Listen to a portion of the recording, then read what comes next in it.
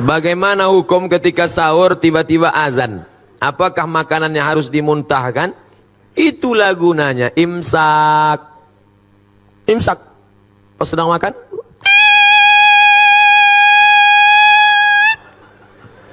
di Maroko tak ada imsak. Rupanya imsak itu cuma ada mazhab Syafi'i. Maroko mazhabnya Maliki, tak ada. Jadi kami makan aja. Makan. Pas sedang makan, Allahu Akbar, Allahu Akbar.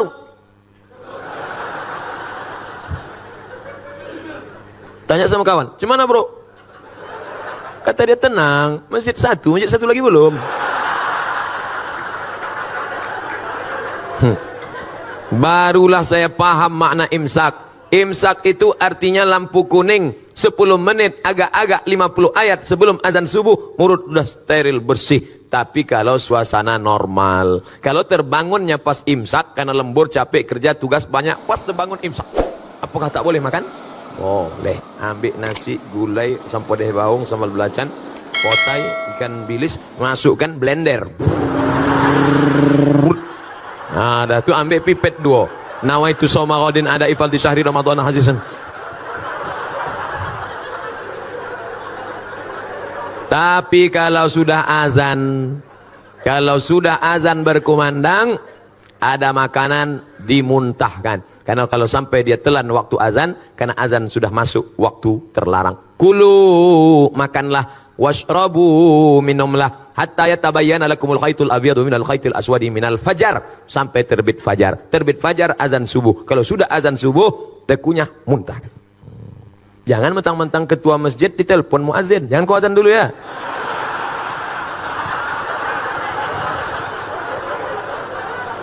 Banyak orang menyalahgunakan kekuasaan sekarang. Barakallahu fi umrik Ustaz. Semoga Allah memberikan berkah pada umurmu Pak Ustaz. Jawabannya, wa iyyakum wa jazakumullah khairan. Semoga kau juga begitu, kau diberikan Allah balasan baik. Semoga Ustaz dan keluarga sehat selalu serta umur yang panjang. Amin.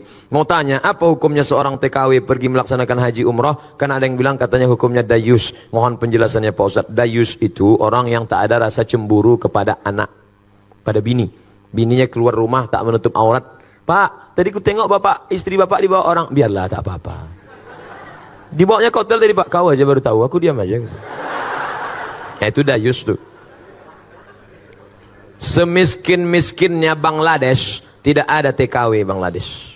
Tak ada TKW Bangladesh. Laki-laki saja yang bekerja Bangladesh. Saya kalau sudah ngomong sama orang Bangladesh ini bingung saya. Antara iya sama tidak kepalanya. Kayak hal ini, dike, aca-aca, coach sudah ya. Entah iya, entah tidak apa. Tak ada perempuan. Tapi karena kita sulit ekonomi, saudara-saudaraku yang menjadi TKW di Hong Kong, yang menjadi TKW di Taiwan, menjadi TKW dimanapun, kalian bekerja, jaga kehormatan kalian, berjaga dengan perempuan. Karena hukum kalian itu aslinya tak boleh, tapi karena hukum darurat, kalau tidak bekerja di sana mati, kuli. Semiskin-miskin kita masih petani, tapi di sana buruh tani, bekerja tempat orang, tak ada sawahnya, menumpang di tanah orang, akhirnya merantau dia. Nah, ini tanggung jawab siapa ini? Kalau ekonomi umat bangkit, insya Allah selamat bangsa ini, insya Allah.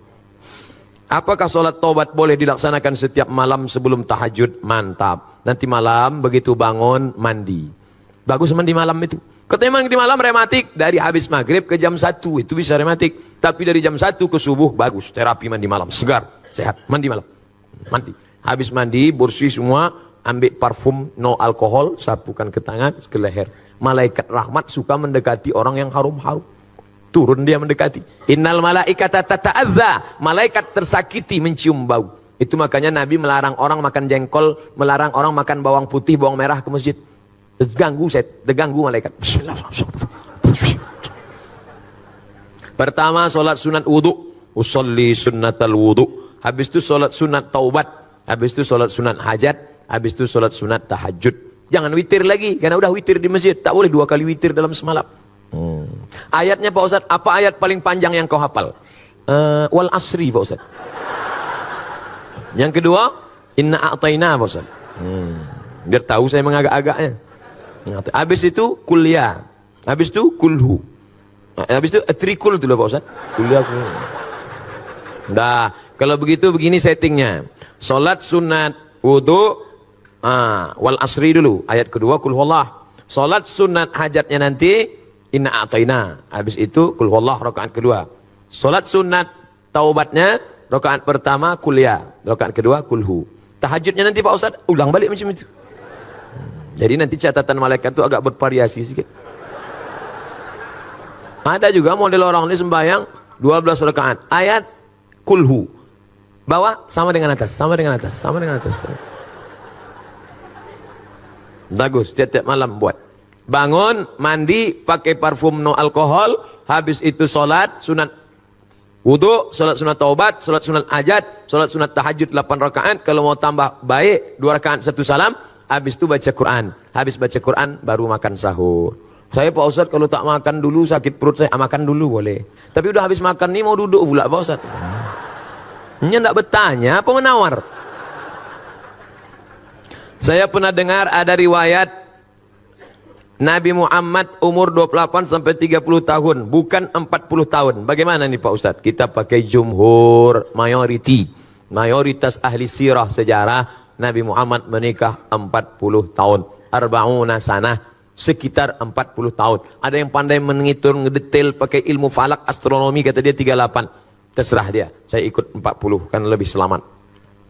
Bagaimana pendapat Ustadz bagi lansia tentang naik jadi nabi 40, menikah 25. Bagaimana pendapat Ustadz bagi lansia yang tak mampu puasa, tak mampu membayar fidyah? Puasa, tak sanggup puasa, level 2, ganti di hari yang lain. Tak sanggup mengganti di hari yang lain, bayar fidyah. Tak sanggup bayar fidyah, dia menerima fidyah. Itu hebatnya orang Islam. Tinggi, bisa turun, bisa ditawar. Datang seorang laki-laki mengadu ke rumah Nabi, ya Rasulullah, celaka aku ya Rasulullah. Kenapa kau celaka? Maaf, berhubungan aku dengan istriku di siang Ramadan. Puasa engkau 60 hari kata Nabi. 60 hari kau puasa. Sedang 30 aku tak tahan. Kalau gitu kau kasih makan 60 fakir miskin. Aku tak ada ya Rasulullah, tak sanggup. Pergi Nabi ke belakang, diambil Nabi korma 1 karung. Nih korma 1 karung, kasih ke fakir miskin di kampungmu sana. Pergi bawa. Ya Rasulullah, aku yang paling miskin di kampung itu. Hatta badat nawajizuhu, Nabi tertawa sampai nampak gigi gerahamnya. Jadi jangan kalian bayangkan Nabi itu serius. Neraka, neraka. Nabi tersenyum, hatta badat nawajizuhu, sampai nampak gigi geraham. Kata Nabi, menengok orang yang susah nekat tadi. Jadi tak ada di kampung itu lebih susah dari engkau. Tak ada ya Rasulullah. Ambillah kurma ini, bawa kasih anak bini di rumah. Gitu. Itu. Jadi bagi yang tak sanggup, dia menerima sedekah kita. Tolong berikan tips agar Ramadan tahun depan saya tak sendiri lagi.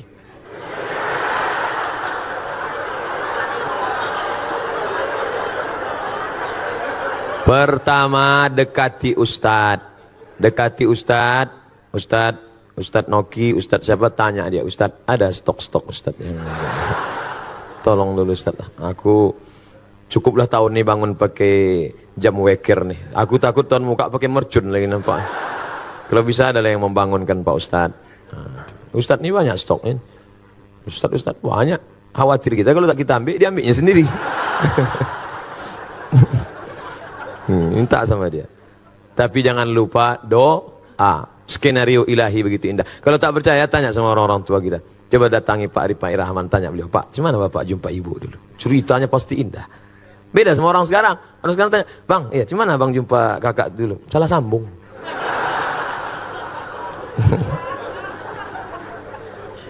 Apa kata Presiden Soekarno kepada istrinya? Adinda, kau tak pernah mencari aku pun tak pernah mencarimu. Tuhan mempertemukan kita. Indah. Di mana Bang jumpa kakak dulu? Di Bang Riau Kepri. Kalian kerja di situ? Enggak, numpang dengar ceramah aja. Gimana ceritanya? Pas balik hilang selap. Pas sedang cari-cari itu terantuk kepala. Itulah apa?